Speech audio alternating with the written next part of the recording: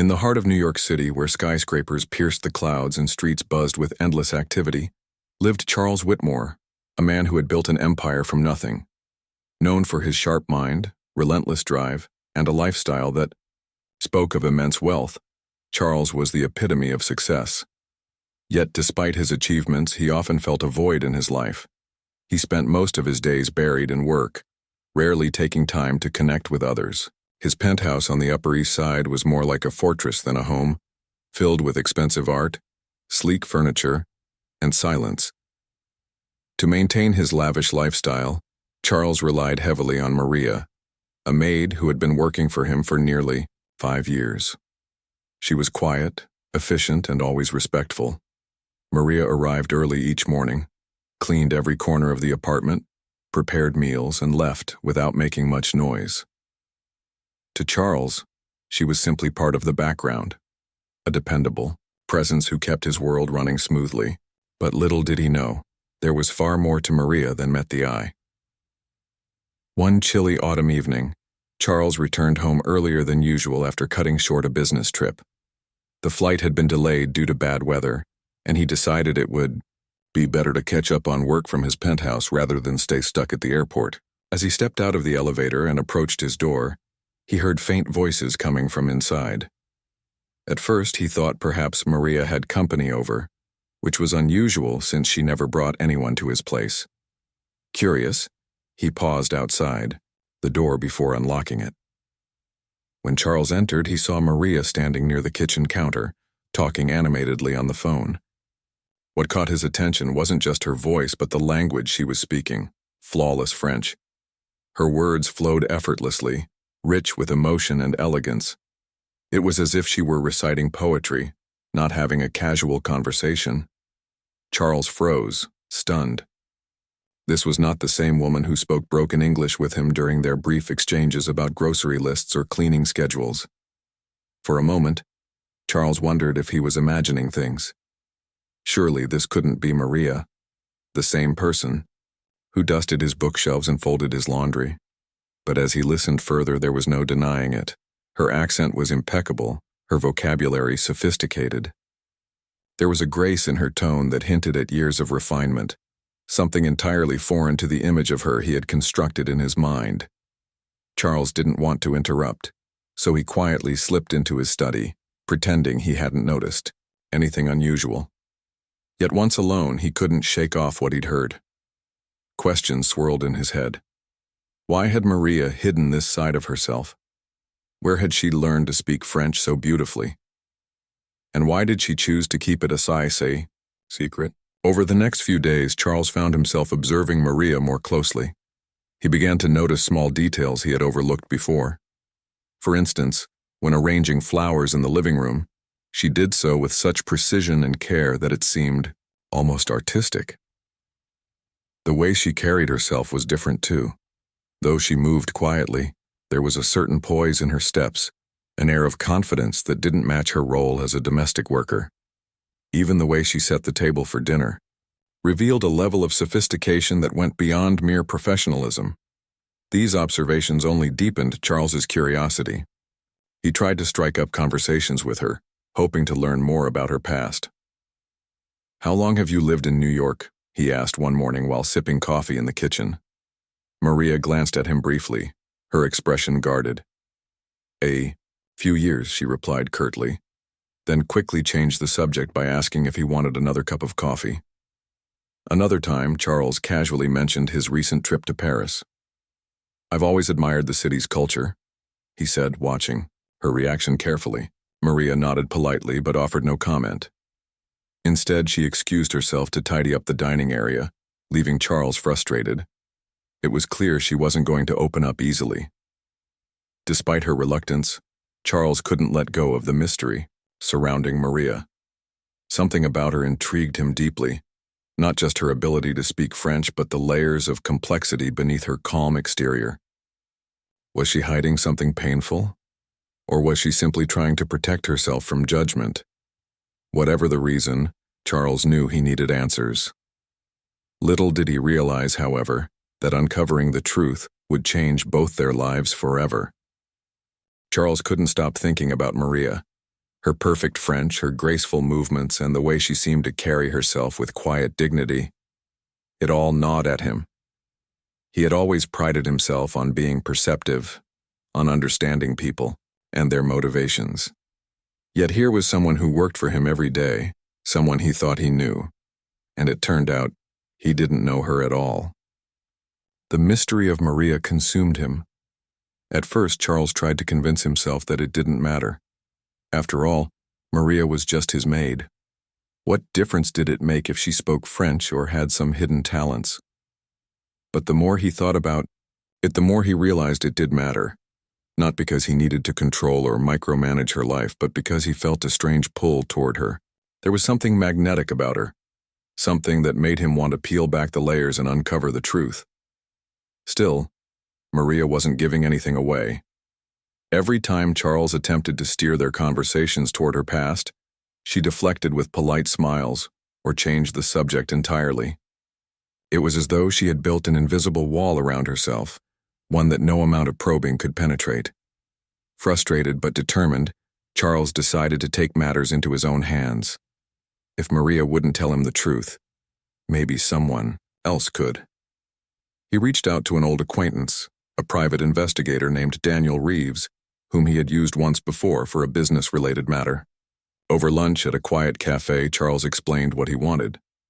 "I need you to find out everything you can about my maid," he said, leaning forward slightly. "Her name is Maria, and I suspect there's more to her story than meets the eye." Daniel raised an eyebrow, clearly intrigued. "You're hiring me to dig into your housekeeper's background? That's unusual." "It's not what you think," Charles replied quickly.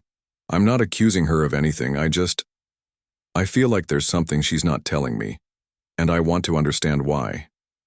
Daniel nodded, jotting down notes. "All right, I'll see what I can do. But remember, sometimes the truth isn't as simple as it seems." Over the next few weeks, Charles waited anxiously for Daniel's report. During this time, he continued to observe Maria closely. He noticed even more quirks about her behavior, how she hummed softly while folding laundry, how she arranged books on the shelves in alphabetical order without being asked, how she paused to admire the sunset from the balcony when she thought no one was looking. These small glimpses of her personality only deepened his fascination. Finally, Daniel called to say he had gathered enough information. They met again at the same cafe, where Daniel slid a thin folder across the table. "Here's what I found," he said. "But I should warn you, it's not exactly what you might expect." Charles opened the folder, his eyes scanning the pages rapidly. At first, he struggled to process what he was reading. According to the documents, Maria's real name wasn't Maria at all. It was Marguerite Duval, and she came from a prominent family in Paris. Her father had been a respected diplomat, and her mother was a well-known socialite. Growing up, Marguerite had lived a life of privilege, attending elite schools, traveling the world, and mingling with Europe's upper crust. But then, tragedy struck. A scandal involving her father, a corruption case that rocked the diplomatic community, forced the family into disgrace. Overnight, their lives were turned upside down. Marguerite's parents lost everything: their reputation, their wealth, and eventually their freedom. Facing public humiliation and mounting debts, Marguerite fled France, leaving behind her old identity and starting anew in America under the name Maria. The file included photographs of Marguerite from her younger years, elegant, poised, and radiant. She looked like a completely different person from the modest maid Charles knew. There were also newspaper clippings detailing the scandal, along with records of her arrival in the United States. It was overwhelming, yet it all made sense. The pieces of the puzzle finally fit together. As Charles sat there, absorbing the information, he felt a mix of emotions. Shock, certainly, but also admiration. How must it have felt to lose everything, to go from living in opulence to scrubbing floors for a living? And yet Marguerite, or Maria, had done so with dignity and resilience. She hadn't crumbled under the weight of her circumstances. Instead, she had rebuilt her life, choosing anonymity over bitterness. By the time Charles returned home that evening, his mind was racing. Should he confront Maria, or rather Marguerite, with what he had learned? Would she be angry that he had invaded her privacy? Or would she appreciate his curiosity, seeing it as a sign that he cared? When he entered the penthouse, Maria was in the kitchen preparing dinner. She glanced up and offered a small smile. "Welcome back, Mr. Whitmore. I hope your day went well." For a moment, Charles hesitated. He could simply let things be, pretend he hadn't uncovered her secret. But something inside him urged him to speak. Taking a deep breath, he said, "Maria, can we talk?" She looked surprised but nodded. "Of course. Is everything all right?" Charles gestured toward the dining table. "Let's sit down." Once they were seated, he began cautiously. "I overheard you speaking French the other night, and it got me thinking. You're incredibly talented, and I realized I don't really know much about you. So, I hired someone to look into your past." Maria's face went pale. For a second, she seemed frozen, her hands gripping the edge of the table tightly. Then, slowly, she exhaled. "I see," she said softly. "And what did you find?" "I know who you are, or who you were," Charles replied gently. "Marguerite Duval. Your family, the scandal. I understand why you left France, and I respect your decision to start over. But I need to know. Why didn't you tell me?" Maria lowered her gaze, her expression conflicted. After a long pause, she spoke. "Because I wanted to leave that life behind," she admitted. "In Paris, I was defined by my family, by their mistakes. When I came here, I chose to be someone new, someone ordinary, someone who could disappear into the crowd. I didn't want pity or judgment, I just wanted peace." Charles listened intently, his heart aching for her. "You don't have to explain yourself to me," he said sincerely, "but I want you to know that I admire you. What you've done, starting over, building a new life, it takes incredible strength. Most people wouldn't have been able to do it." Tears welled up in Maria's eyes, but she blinked them away. "Thank you," she whispered. "That means more than you know." In that moment, something shifted between them. The walls Maria had built around herself began to crumble, brick by brick. Though she still guarded parts of her past, she allowed herself to open up a little more to Charles. They talked late into the night, sharing stories of their struggles and triumphs. By the time they parted ways, both felt a newfound connection, one that neither of them had anticipated, but that promised to change their lives forever. In the days that followed their heartfelt conversation, Charles noticed a subtle but undeniable shift in Maria, or rather Marguerite. She wasn't entirely open yet, but there was a softening in her demeanor, a willingness to let him see glimpses of the person she used to be. It was as though the weight she had been carrying for years had lightened, even if only slightly. For Charles, this change was both heartwarming and intriguing. He found himself looking forward to their interactions more than ever before, not just because he wanted to learn about her past, but because he genuinely enjoyed her company. One evening, after a long day of meetings, Charles returned home to find Marguerite arranging fresh flowers in the living room. She worked with such care and precision, her hands moving delicately as she trimmed stems and adjusted petals. Watching her, Charles realized how much beauty she brought into his life, not just through her work but through her presence. He cleared his throat softly, announcing his arrival. "Those look amazing," he said, gesturing toward the bouquet. Marguerite turned and smiled faintly. "Thank you. They reminded me of the gardens back home in Paris." Her voice carried a hint of nostalgia, and Charles seized the opportunity to keep the conversation going. "Do you miss it?" he asked gently. "Paris, I mean." She hesitated, her fingers brushing against the edge of a petal. "Sometimes," she admitted. "Not the scandals or the gossip, of course. But the little things, the smell of freshly baked baguettes in the morning, the sound of street musicians playing near the Seine, the way the city lights danced on the water at night, those are the memories I hold on to." Charles nodded, feeling a pang of sympathy.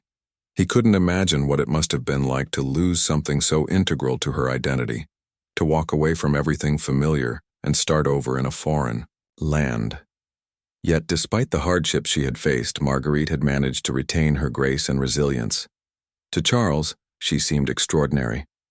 Over the next few weeks, their conversations became more frequent and deeper. Sometimes they talked during meals. Other times they sat together in the study or on the balcony, sharing stories about their lives. Marguerite spoke cautiously at first, testing the waters to see how much Charles could handle.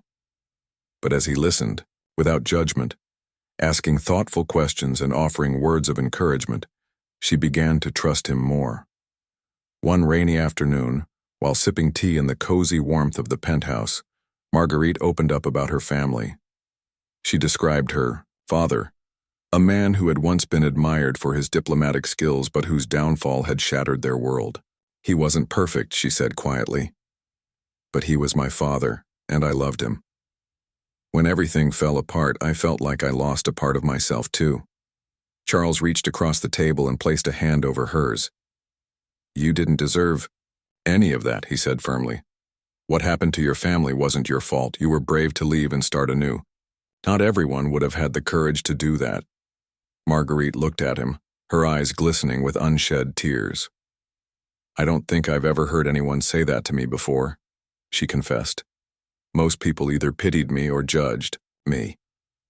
No one ever saw me as strong. Well, I do, Charles replied earnestly. And I hope someday you'll see yourself that way too. Their bond deepened with each passing day. Charles found himself confiding in Marguerite about his own struggles, his humble beginnings, the sacrifices he had made to build his empire, and the loneliness that came with success. He told her about the pressure to constantly prove himself, the fear of failure, and the emptiness that lingered despite his achievements. To his surprise, Marguerite understood him in a way no one else ever had. She listened intently, offering wisdom born from her own experiences. You've accomplished so much, she said one evening as they stood side by side on the balcony, gazing at the glittering cityscape below. But true fulfillment doesn't come from wealth or status. It comes from connection, from knowing that you've made a difference in someone's life. Her words struck a chord within Charles. For years, he had focused solely on climbing the ladder, convinced that power and money would bring him happiness. But now, standing beside Marguerite, he realized how shallow those pursuits had been. What truly mattered was the relationships we built, the lives we touched, and the love we shared. As their friendship blossomed, Charles began to notice changes in himself as well. He laughed more often, felt lighter, and found joy in simple moments. Even his staff remarked on the transformation. Mr. Whitmore seems different lately, one of his assistants commented during a meeting. Happier somehow. The turning point came on a crisp autumn morning when Charles woke up with a realization. He didn't just admire Marguerite, he cared for her deeply. The thought startled him at first. After all, she was his maid, someone who worked for him. Society would frown upon such a relationship, labeling it inappropriate or scandalous. But Charles quickly dismissed those concerns. Who cared what others thought? All that mattered was how he felt, and how she made him feel. Summoning his courage, Charles approached Marguerite later that day. They were alone in the kitchen where she was preparing breakfast. Can we talk? He asked, his voice tinged with nervousness. Marguerite paused, sensing the seriousness in his tone. Of course. What is it? Taking a deep breath, Charles said. I need to tell you something, and I hope you'll hear me out. Over these past few weeks, I've come to realize that my feelings for you have changed. I admire you, respect you, and I care about you. More than I should, perhaps, given our circumstances. But I can't ignore what's in my heart. Marguerite stared at him, her expression unreadable. For a moment, the room was silent except for the faint hum of the refrigerator. Then, slowly, she exhaled. Charles, she began, her voice steady but filled with emotion. I appreciate your honesty, and I won't lie. I feel something for you too. But this isn't easy for me. I've spent years hiding from my past, trying to protect myself from getting hurt again. If I let myself care about you, I risk exposing myself to pain. I understand, Charles said quickly. I'm not asking you to decide anything right now. All I want is for you to know how I feel. Whatever happens next, I'll respect your choice. Marguerite nodded, a small smile tugging at the corners of her lips. Thank you for being patient with me. That means more than you know. Though she hadn't given him a definitive answer, Charles felt a sense of relief. He had laid his heart on the line, and Marguerite hadn't rejected him outright. Instead, she had acknowledged her own feelings, however complicated they might be. It was a start, a fragile but promising beginning. From that day forward, their dynamic shifted once again. There was an unspoken understanding between them, a quiet acknowledgement of the connection they shared. They continued to spend time together, talking, laughing, and supporting each other. Slowly but surely, Marguerite began to let down her guard, allowing herself to trust not just Charles but also the possibility of a future she hadn't dared to dream of. Little did they know, their journey was far from over. As winter approached, bringing with it snowflakes and holiday cheer, Charles and Marguerite prepared to take the next step, one that would test their courage, redefine their roles, and ultimately lead them toward a destiny neither could have foreseen. The weeks that followed Charles's heartfelt confession were a delicate dance between hope and hesitation. Marguerite hadn't outright rejected his feelings, but she also hadn't embraced them fully. Instead, she remained cautious, weighing the risks of opening her heart again after years of shielding it from pain. For Charles, this period was both agonizing and exhilarating. He respected her need for time, but he couldn't help feeling like he was standing on the edge of a precipice, waiting to see if she would take the leap with him. Despite her reservations, Marguerite found herself drawn to Charles more than ever before. His kindness, patience, and genuine interest in her life made it hard to resist the growing bond between them. She admired how he listened without judgment, how he shared pieces of his own struggles, and how he treated her as an equal rather than someone beneath him. Yet the scars of her past still lingered. Could she truly trust him, or anyone, enough to let love back into her life? And what would happen if things didn't work out? Would she lose not just her job, but also the fragile sense of stability she had worked so hard to build? One evening, as they sat together by the fireplace in the penthouse, Charles broke the silence. "Marguerite," he began, his voice soft but firm, "I've been thinking about something, and I wanted to share it with you." She turned to look at him, curiosity flickering in her eyes. "What is it?" "I know we're in uncharted territory here," he continued, choosing his words carefully. "But I want you to know that my feelings for you are real and serious. I don't just see you as someone I care about. I see you as someone I want to partner with in every sense of the word." Marguerite frowned slightly, unsure of what he meant. "Partner?" she asked. "Yes," Charles replied. "Not just romantically, though that's part of it. Professionally, too. You have skills, intelligence, and experiences that most people could only dream of. Yet you've spent years hiding them, working behind the scenes while others take center stage. That doesn't sit right with me." He leaned forward, his gaze steady. "I'd like to offer you a role in my philanthropic ventures. Not as my assistant or employee, but as my equal. Together we can make a real difference in the world, and maybe, along the way, rediscover parts of ourselves we thought we'd lost." Marguerite stared at him, stunned. Of all the scenarios she had imagined, this wasn't one of them. The idea of stepping back into the public eye, using her talents for something meaningful, was both thrilling and terrifying. "You're serious?" she whispered. "Absolutely," Charles said. "I believe in you, Marguerite. More than that, I think the world needs someone like you. Someone who understands privilege and hardship, who knows what it means to rebuild and persevere. Your perspective is invaluable." For a long moment, Marguerite didn't respond. Her mind raced with conflicting emotions. On one hand, the opportunity was tempting. A chance to reclaim her identity, to use her education and upbringing for good. On the other hand, fear held her back. What if she failed? What if people judged her? What if she couldn't live up to the expectations Charles seemed to have of her? Sensing her hesitation, Charles reached out and took her hand. "You don't have to decide now," he said gently. "Just think about it. I'm not asking you to jump into anything blindly, but I do want you to know that I believe in your potential, not just as a person, but as a leader." Tears welled up in Marguerite's eyes, and she quickly looked away, embarrassed. "Why are you doing this?" she asked quietly. "Why are you putting so much faith in me when I barely trust myself?" "Because sometimes," Charles replied, his voice thick with emotion, "we need someone else to remind us of our worth until we can see it for ourselves.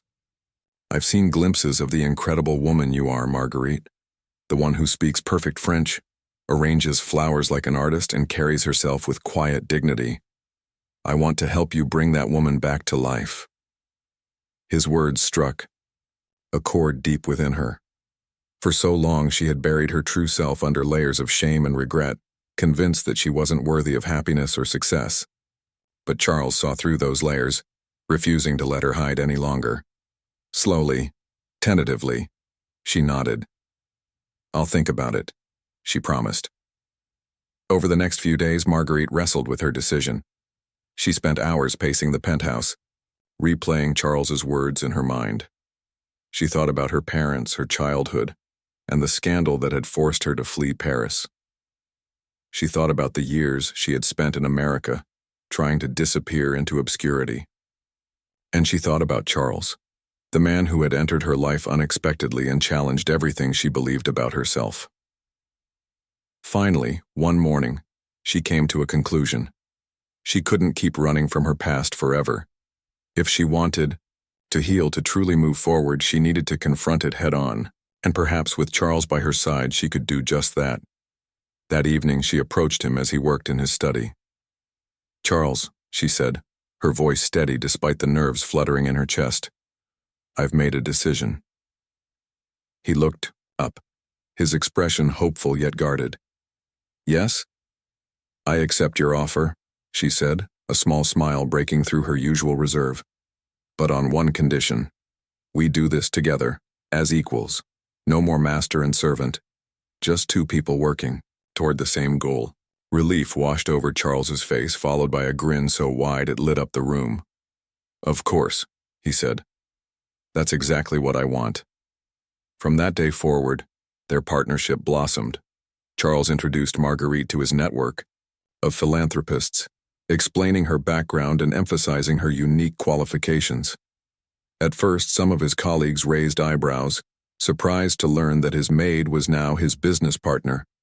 But Marguerite quickly won them over with her intelligence, poise, and ability to navigate complex discussions, skills honed during her years in Parisian high society. Together, Charles and Marguerite launched initiatives aimed at supporting refugees, providing education to underprivileged children, and empowering women around the world. Marguerite brought a fresh perspective to their projects, drawing on her own experiences of displacement and resilience. She traveled with Charles to conferences and charity events, speaking passionately about the importance of second chances and community support. As they worked side by side, their professional partnership naturally evolved into something deeper. They laughed together over shared victories, supported each other through setbacks, and celebrated milestones big and small. Their chemistry became impossible to ignore, and eventually, they stopped pretending otherwise.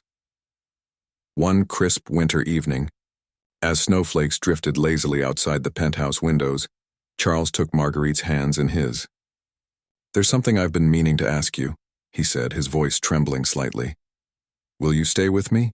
Not just as my partner in work, but in life too? Marry me, Marguerite." Tears streamed down her face as she nodded. "Yes," she whispered. 1,000 times yes. In that moment, surrounded by the glow of the city lights and the warmth of their love, Marguerite realized that she had finally come home. Not to a place, but to a person who saw her for who she truly was and loved her anyway. And Charles knew that he had found not just a companion, but a partner who would stand beside him through every challenge and triumph. With their partnership solidified and their engagement announced, Charles and Marguerite embarked on a new chapter of their lives, one that blended love, purpose, and shared ambitions. Their decision to marry wasn't just about building a life together.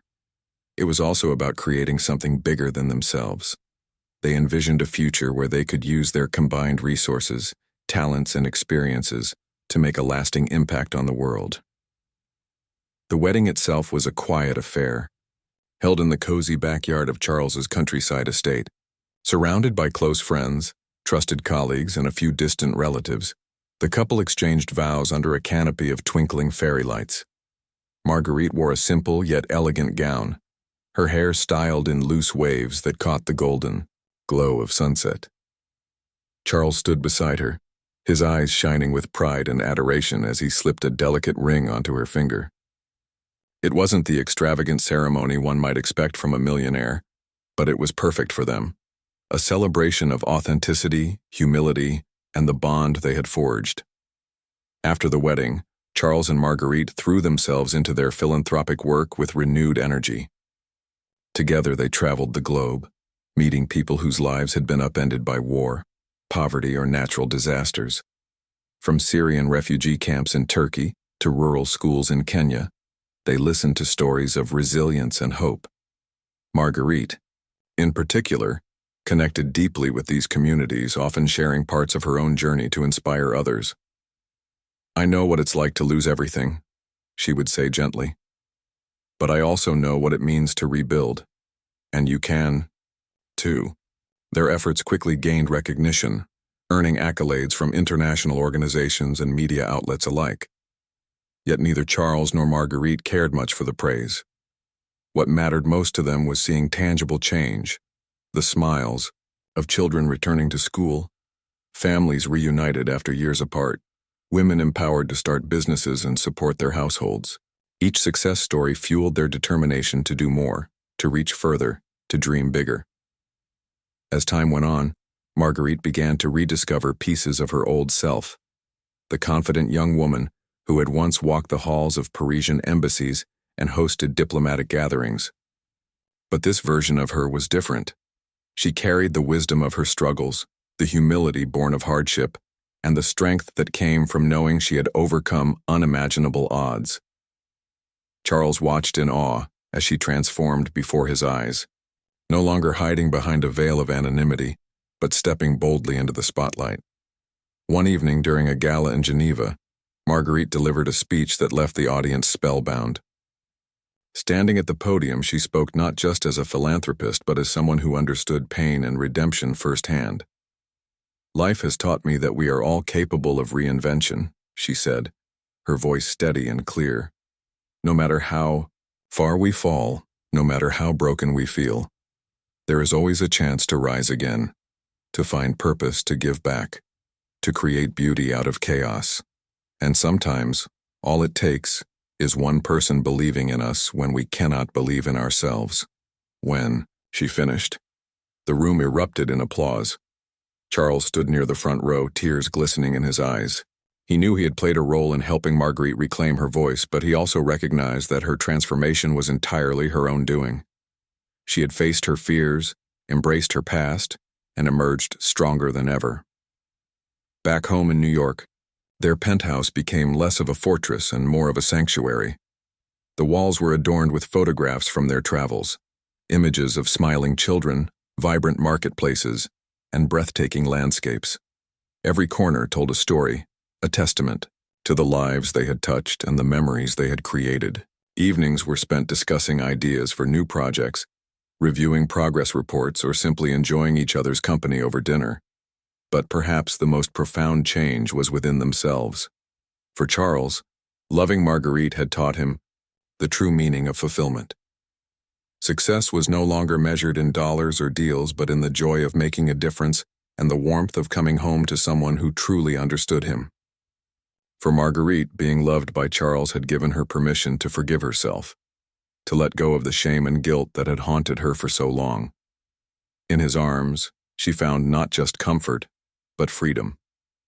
Their relationship wasn't without its challenges, of course. There were moments of doubt, disagreements, and sleepless nights spent worrying about the weight of their responsibilities.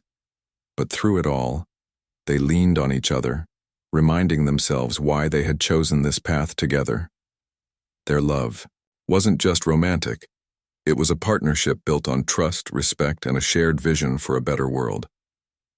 Years later, when asked about their journey, Marguerite often reflected on the day Charles first heard her speaking French. "It's funny," she would say with a smile, "how one small moment can change everything. If he hadn't overheard me that night, I might still be hiding who I am, what I'm capable of. But instead, he saw me, really saw me. And because of that, I learned to see myself differently too." Charles, ever the pragmatist, had a simpler take. Sometimes life gives you second chances. You just have to be brave enough to take them. Together, they proved that even the unlikeliest beginnings could lead to extraordinary outcomes. From a maid speaking French in a quiet kitchen to a global force for good, Marguerite's story became a beacon of hope for anyone who dared to believe in the possibility of renewal. And Charles, once a man consumed by ambition, discovered that true wealth lay not in possessions but in connection with others, with the world, and with oneself. In the end, their legacy wasn't defined by the money they donated or the awards they received. It was defined by the lives they touched, the barriers they broke, and the love they nurtured. Two souls, brought together by fate and curiosity, had rewritten their destinies, and in doing so, inspired countless others to do the same.